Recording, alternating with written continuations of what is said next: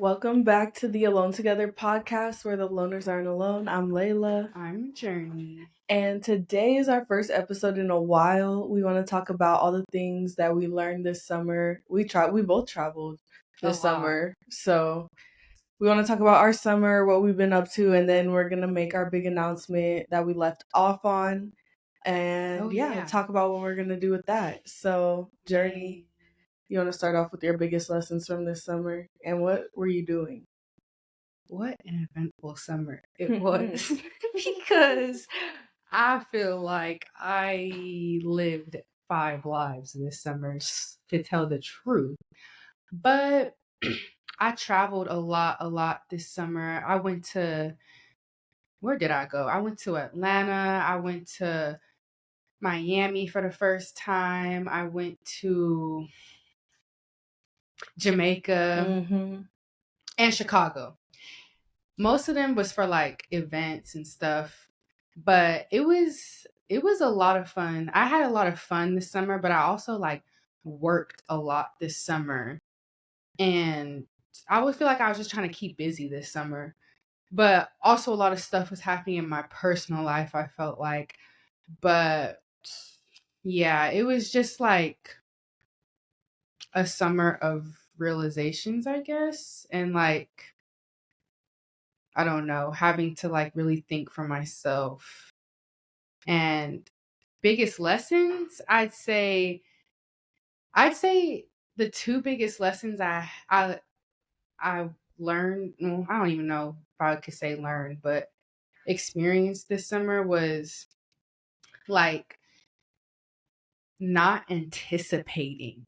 I feel like I really like my anxiety causes me to be in the future a lot, and I think about like the future too much when it literally is so unpredictable. Like all I have to worry about is right now, like what is happening right now.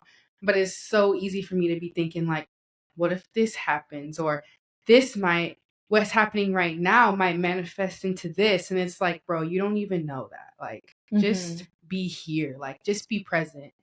And it's harder than it like it's harder than it looks. But yeah, that's something I feel like I'm still working on, but I really saw it this summer. And also like I don't know how other to say this, but like the I'm not gonna not importance, but like the value of like privacy. Like not everybody needs to know what's going on. You know what I'm saying? Like as much as you like want to go to people for stuff, like sometimes you just need to shut up and like thug it out, or like think like, is other people like advice even gonna really impact my actions? Yeah, like no, it's not. Like most of the time I feel like you be asking for advice, it's just to like have somebody confirm like you're right, or like no, you're not crazy, or like you just want affirmations and reassurance. You're not really listening to the advice. Like, and at the end of the day, it don't matter what other people say or think, because it's you at the end of the day that has to make the decision. So I just feel like, yeah, that. But yeah, and also just I will say a big thing this summer for me was also like seeing like childhood stuff manifest as an older adult and healing from it. Like, yeah, I feel like there was a lot of things that was like going on with like kind of my family that made me like think like, I just have to accept that that's my situation. Or like, I just have to accept that I like what is the perfect, or like how it should be with family isn't how it is. So I just have to adjust and accept that, like, that's my situation. Like, I'm one of those people that, am going through this, and other people experience this too. But yeah, I just feel like a lot of acceptance. A lot of acceptance. How about you? Yeah. I feel like kind of the same thing with the privacy, but in a different way. Like I agree with everything that you're saying, but I feel that too. Like I just feel like a lot of stuff that I'm going through, I just want to keep it to myself. And I just Yeah. like, I want my privacy more than ever right now. And I feel like for the first time in a long time, I like lived alone, even though it was only for 2 weeks because my roommates hadn't moved in yet. And I just realized like I was spending so much time just like in the crib by myself. And I realized like I have never lived alone my whole life. Like I've always had a roommate or I've always had someone there. So like when I was there, I was just like not on socials and not texting anybody really or hanging out with people because I was like, dang, like I really never get this alone time like this. Like even when you have a roommate and you're alone in your room, you always have like that feeling like, oh, they can They're walk in at there. any second, like they're in the living room, like you don't feel alone. So I was just enjoying that and like having my privacy and feeling like I'm keeping a secret, like no one knows what I'm doing. That was really nice. And the family stuff too, I feel like I just really realized this year and this summer because I traveled a lot too. I went to Italy, Paris, Jamaica, Tampa, Houston, but I was losing so much stuff and I was just doing like too much. And I realized like how my family and like people in your family are like a mirror of stuff that you do. And like that just kind of changed my perspective on a lot of things. And also, when we were in Jamaica, I was reading that book. It's called Awareness. Oh yeah. That one really changed my perspective on like relationships a lot. Like, I still need to read that book. it's really, really good. But basically, like, I kind of backtrack on what we said in our love episode when we asked, is love enough? Because after that book, I was like, no, love is enough, but the way that we view love is all wrong. So I feel like I view love so differently now. Like my definition of love now is like you really fully accept someone like in this moment for what they are and everything they come with. Yeah. And I feel like a lot of times, like, even though like I have love for people because they're my family or they're my friends or like our history, but there's still things that I would like to change about them or that I don't like about them. And I'm like, you could have like, I don't know, love for someone unconditionally, but just not love who they are right now. Yeah. And that's what I started to realize. Like I can't change things about people. And if I want to change something about them when I'm with them, it's like, do I really love you right now? Because I'm not accepting you for what it is. And love it's really hard with family, especially like. Yeah. You know, I always say that because I don't know. I just feel like I've gone through a lot of family stuff my whole life and like been a very aware kid. And I always had the mentality just like they are just people. We just happen to be related. You know what I'm saying? Like we're all just individuals. We just happen to share a grandparent. We just happen to share a parent. Like, but at the end of the day, it's like, you know, I'm me and I'm gonna do me, but you just happen to be my cousin. Like, yeah, but family, like, and it's like different. The pressure of like, you have to love them, you have to accept them because it's your family, but it's like, actually, we're just people. And it kind of talks about that in the book too, because it's like, do you believe you have to lose yourself to find yourself? And it's like, you don't necessarily have to lose yourself, but you have to lose your attachments to everyone, even your family. And that's another thing, like, about being alone and like having privacy is like a lot of times we have people in our lives just because they reaffirm to us what we think of ourselves. Like they have a good outlook on what we are, and it affirms like how we feel about ourselves. So we want to be around them because it like tells us who we are. But I feel like when you're really alone, it's like you don't need anyone to tell you who you are because you know who you are, and then you start to realize like, dang, it's kind of scary. Like I could be alone like this for a while, but I think you need that like space to figure out like who you really are without people around you constantly affirming it to really know yourself. And you can only do that by like really being alone. Like I was not talking to nobody really, even texting, calling. Like I was I had posted something this summer and dang, all the incense going in my face. It smells good though. I guess I need it. But I had posted something and it was like people only love like what you can do for them or who you are to them. Yeah. But that just really hit me because it's like a lot of people really only keep you around because you affirm them or like you boost their ego, you make them feel better about themselves. Like you never tell them the real, so they're just letting you be like, but like we said earlier, like love really is acceptance. And I've always thought that because I don't know, lately, like especially this summer, I feel like me and my mom got really close because I was like going to her for like anytime I was like going through something. And I just like, she would always tell me, like, you just have to like accept people for where they are. Like, Mm-hmm. you can't really fight, or get mad at them for being on a journey just like you are. Like, Yeah. you don't want somebody to get mad at you for, you fuck up in life or you mess up in life or whatever, It'd be like that. And yeah, so I feel that. And attachments is huge. I also realized that this summer Yeah. because you really start, like when you're alone, you really start to see like, am I cool with being alone, or like whose presence am I craving? Right. Like, It feel like a breakup. Like for my yes. first couple of days, I was like, "Well, I feel like I'm going through a breakup right now." Yeah, like, But it's and just like a breakup from everything around you. no, dang, this is good. But no, for real, yeah.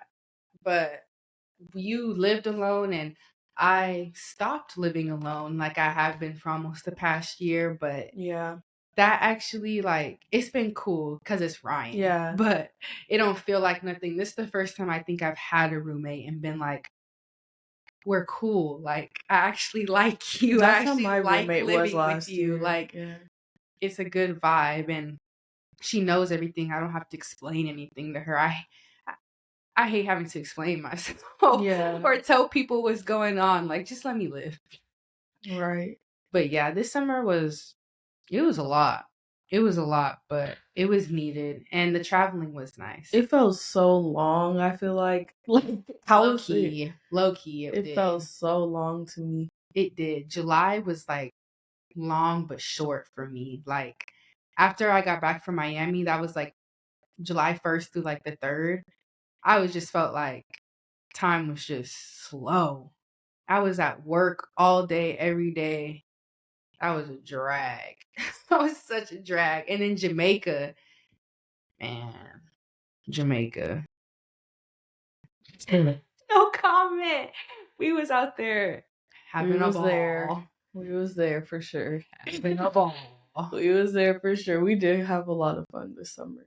No cap. I really need to read that book though. I just keep thinking that right now. Yeah, there's so many like little takeaways from that book, and I like it because it has like little stories in it from people that the guy talked to. Because like I don't know, I hate when you're saying something about like a life experience you had or something someone else experienced, like and trying to put it into like a lesson and apply it, and they're like, well, actually, the statistics. I'm like, bro, I'm talking about real life. Like it's a whole different thing when it comes to like lessons when you're trying to learn. I feel like you could take the most away from people's actual experiences, and sometimes it doesn't need to be so scientific. Like I just like hearing people's stories and learning from that.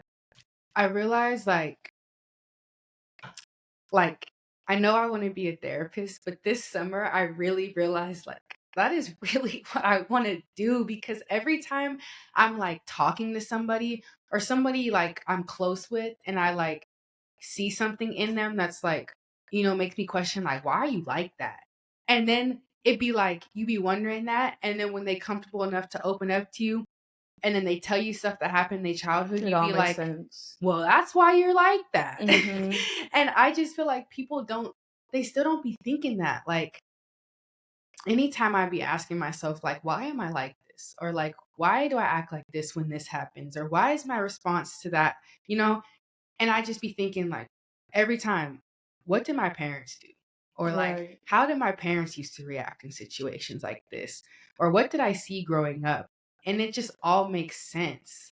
But it's crazy because people just don't even think that. Like, or people aren't even aware enough to even ask the question, like, why am I like this? I feel like thinking about that so much is the reason why I don't want to have kids, because like I just think Man. about that as a parent. It's like those first 18 years or however long your kid's in the house, every single thing you do matters and is going to affect the way their life turns out in the future. And like parents will let their kids leave and their kids are just going through it their whole life and they're like, what's wrong with you? And it be them the whole time. Like it's still those little things, every little thing. And it's like honestly really scary. It's a lot of pressure because kids take a lot of patience, but and people don't be patient. They don't, and it's hard to be patient every day, especially like as a single parent. I understand, but I just don't know if I could do it. That's a lot of pressure. It's a lot of pressure, but man, I be thinking that too. But at the same time, it's like, well, we all got our own little divots. Like, yeah, right. We all just product of our parent and their parent and their parent. Like, But and that's why we gotta heal. Exactly. At the end of the day, I feel like once you get to a certain point, it's like I wouldn't want to be anyone else because like I don't want your baggage. Like it's too much to go through someone else's problems when you already like worked on your own. It's like at least I'm already this far at this point. Man. And it's hard to be around somebody sometimes when they not in the same like position or stage as you. Mindset. All that. Like even though you gotta accept everybody on their own journey, sometimes it just be like, bro. I think about it as like family because it's like there'd be people in your family that are not on the same page as you, and like you see exactly why they are the way they are because of how they grew up, and you still love them, but it's like I love you from a distance. And that's how I feel about like any random stranger walking by. I'll be like, oh, she reminds me of this person in my family. Like I got love for you, but from a distance. Heavy on from a distance. Right. I didn't even go home this summer. I did not go back. I was out here the entire summer in another city, but I just finally had to accept that's just what's best for me. Like, y'all can come see me out here. But yeah, summer is always growth. I feel like because you ain't around people. You're in bloom. Much. Yeah, you're not in school around somebody literally every second, I feel like. Yeah. And if you go home, you for sure gonna be alone because you ain't with your friends. Right. I didn't even see my friends this summer, Rip, but man, summer. But yeah, that was a lot. But now we can finally get into the big announcements. Big announcement. How we're low-key about to completely pivot the podcast and what it's about to be and what it's going to look like moving forward, which is a whole new vibe. Right. Essentially. We've been holding this secret. I'm like, what's that? I guess I'll say it. This feels kind of special. Nah, but we are in the process, I guess, kind of halfway through the process of turning the podcast into a nonprofit. Claps. Whoa. I know, I hear it in my head. Yeah. Not for real, but yeah, we are going to be turning Alone Together podcast into Alone Together. And it's going to be a nonprofit, obviously based here in LA, but we're really just going to be doing like, I don't know how to say it, like, holistic wellness workshops, I guess. Yeah. For like youth, obviously for adults too, like, of course, because we're trying to cater to the whole like minority communities, but definitely for the youth. Right. But yeah, we really want to do just wellness workshops and encouraging, conversations on mental health and what we talk about on here, just healing and overcoming your situation and showing people that there's resources out there. And it's starting. We still like developing, I guess, and getting everything out. The website will be coming and all that. But yeah, step one is being registered as a 501c and did that. We are officially registered. And I think the reason why we want to focus on you so much is because like that's our future. And that's us. And that's us too. And I feel like when I think about like the workshops I want to do, I think about what could have helped me when I was in middle school. Like middle school was such a pivotal time for me, and I had so much going on, and I feel like a lot of kids do, and that's like your puberty age. And just having these resources available and being able to provide that, I feel like it's like a nice full circle moment because we didn't have nothing like that growing up. Yeah, and I'm actually taking a class right now, and we go out into the community and teach yoga to elementary kids. And I remember on the first day of class, the teacher like okay, everybody go around, introduce yourself, and tell me like why you took the class. And literally everybody said in their answer, like, I wish that I had this as a kid. Mm-hmm. Like, if I would have known the actual effects of yoga and what it can do for your mental and everything, like, I wish I had that. And I feel like that's a huge reason I want to, or we want to do this as the nonprofit, is because, man, if I would have known yoga would have helped me or meditation would have helped me like handle my emotions, like I would have done that. Right. But don't nobody talk about that. Yeah, I had a class of yoga for 1 year in high school. And I always say, like, when I look back at my teachers, there's not really that one teacher that was like super influential for me and changed my life. But if I had to choose one, it would be that yoga teacher. Because even though at the time it went over my head, looking back now, like, that really planted the seed for me. Planted the seed. And even like if we're doing these wellness workshops and like Plant the seed. they're not fully comprehending what we're talking about, it definitely plants a seed. And later when you go back and like you're on your path, you're like, wait, like it all makes sense now. I see what they're trying to do. So no, literally, that's what we're trying to do. Facts. I always say, like, if I don't do nothing, I hope I just plant the seed. Like, right. Because, you know, it really be those times when you hear something as a kid, it go over your head, and then 5 years later, you be like, dang, I remember when they said this, or I remember when I did this. Like, that makes a huge difference. And like, the kids, I rather cater to kids and the youth personally, because even though they might not be as like in tune with like what we're saying, it's giving them a tool and a resource. And they're like, I feel like the youth, they're not really able to change their situation that much.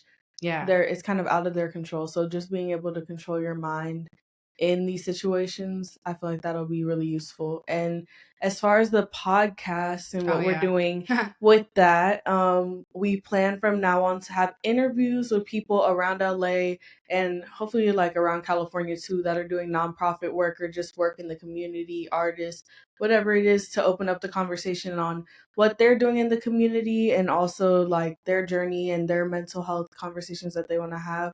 So from now on, we will be having special guests, which we're really excited about. Yeah, I really just want to start opening the conversation on mental health, because I feel like we talk a lot about like the healing aspect of life and like all the work that we've done personally, but it's different when you hear somebody else talk about what they've gone through, because well, we all go through it, and like being minorities in the world, like it's just not talked about enough. Right. But yeah, so I feel like it's a lot of change that's about to happen, a lot of work that's about to begin. And it's not just going to be setting up and recording no more. It's really like fundraising, organizing, reaching out, but it's worth it. And it's more engaging.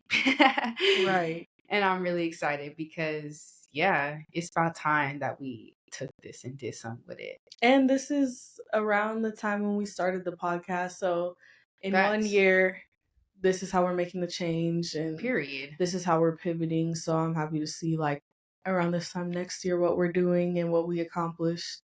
So that'll be really cool. And I feel like LA is the perfect place for something like this because there's so many nonprofits, so many people doing work in the community.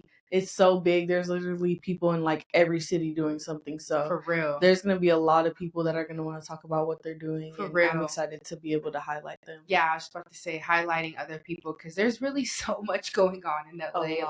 And a lot of good things. A lot of beautiful Black things in LA. And honestly, a lot of holistic stuff. It's just not mainstream all the way yet. You just got to give them the platform.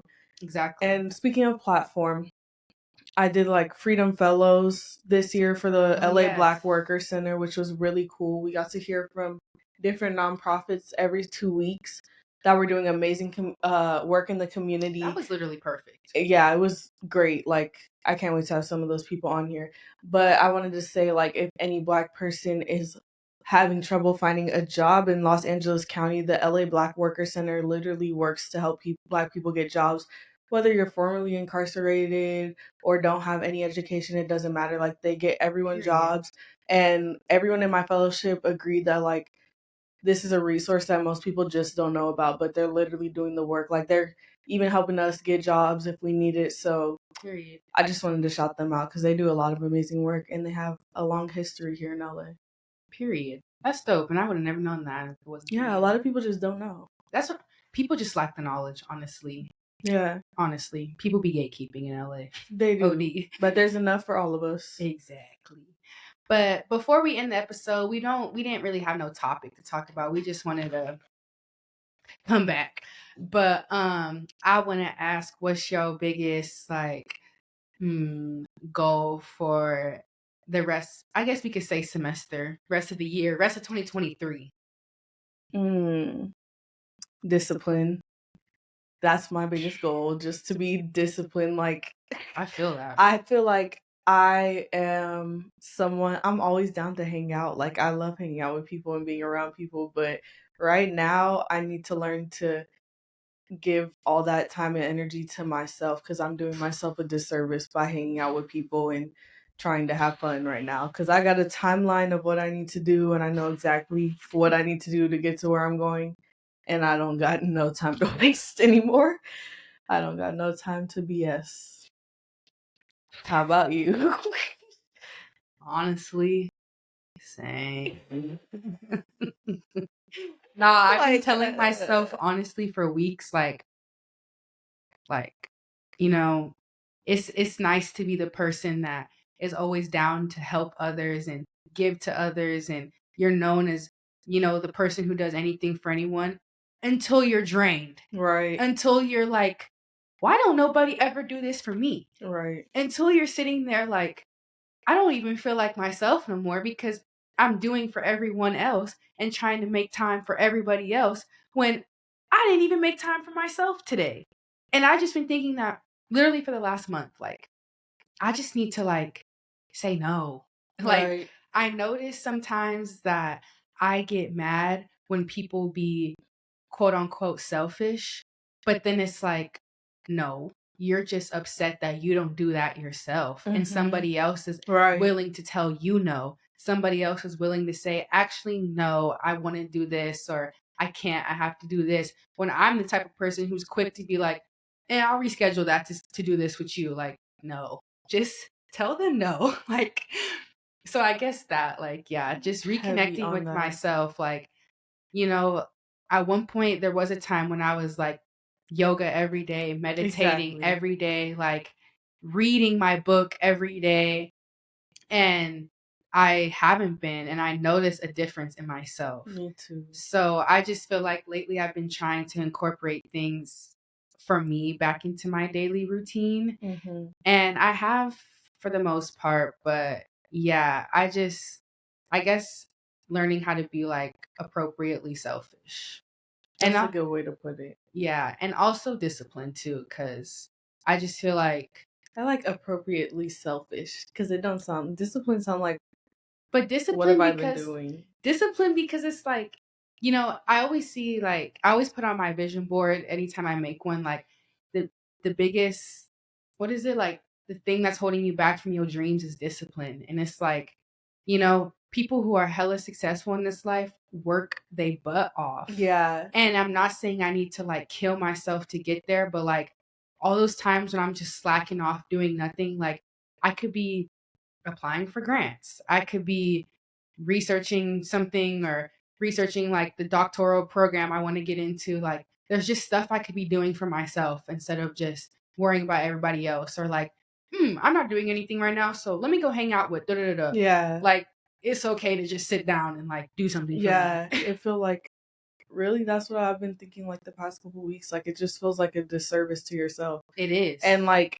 I think some people are able to like still hang out with everyone and get it all done, and I just have to realize I'm not one of those people. Not. Like, I can't, like, it's one or the other. So shout out to those people that can do that though, because y'all had me fooled in the first half. I really thought it was possible, but I don't know how y'all do it, man. And I just feel like kind of the fun is over. Yeah, like I had fun. I had enough fun. The first few weeks for 2023 are done. That's when stuff don't matter. But now I have an exam, and they're about to just start coming, and it's like, let me focus and let me just sit down. Like, as soon as school start for us, we got an exam, so I'm like, I'm done already. Man, appropriately selfish.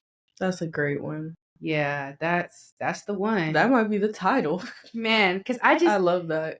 This summer, a huge thing for me was, I be getting irritated when people do this, and that. But when you ask yourself, do I do that? 9 times out of 10, the answer is yes. And we all just mirrors of each other at the end of the day. So it's like, how you going to get irritated with somebody else for doing something that you literally do? Like you're watching your mirror and it don't look so good or it don't feel so good, do it. So maybe you need to check yourself before you try to check everybody else. Period. But anyway, that was a gem. No, because I'm thinking about something else now too. I'm like, really, you don't even have to go to that person to solve an issue either. You can handle it with yourself because it just be like you beefing with yourself. It it's really like, do be you beefing like whenever with yourself. you mad at someone, if you really think about it really hard, it's like, wait, I'm mad at myself. What am I mad for real? That was literally me this weekend. It's something I'm going through or I did before, and I'm just literally annoyed by it. So that's what I've been doing the last 2 weeks too. I'm just like, wait a minute, why am I upset? Like, right, it's just coming back to me. Like serious. Everything's just a big circle at the end of the day. Like it really is. Everything you do is gonna come back to you, good or bad. Right. I gotta live the good life now. Man, I gotta do good so I get good. I had instant karma this summer. Phone lost every time. Every time I did something bad, phone gone. So I'm done. Literally phone gone. Every time. It's like 3 phones. Every time. 3 phones gone. Every time I did something bad. That's a record, gang. One phone a month. It's good though. It's good though. We're just gotta learn. Just gotta learn. Oh, you can't ever really make the right decision, bro. It just be like, let me just make a decision and see what happens. Like the way I see it. Honestly, because you never know what the outcome's gonna be. So the good can go bad, the bad can go good. Like you just gotta trust God. Man, and flow. Who knows? Surrender. No all right. Cap. All right. We all right. Yeah. I like the conversation. Now we babbling, but they need to hear it though. Okay. All right. Thank y'all for listening. For real, I'm really excited. Bye. I'm really excited for everything that's about to come. Like 1 year and we already pivoting like this. That's pretty cool. I can't lie. And like this is a lifelong thing, y'all. So we 20. I'm 20. Journey doesn't have age, and we're gonna keep going till we hella old, and y'all are gonna see the work in progress. This is just the beginning. Just the beginning. But thank you guys for listening to our announcement in our podcast. Be sure to like, comment, subscribe, follow our Instagram so that you know what's coming up with our nonprofit. If you want to get involved, if you want to donate, all of that will be up very soon. And thank you guys for everything. Bye.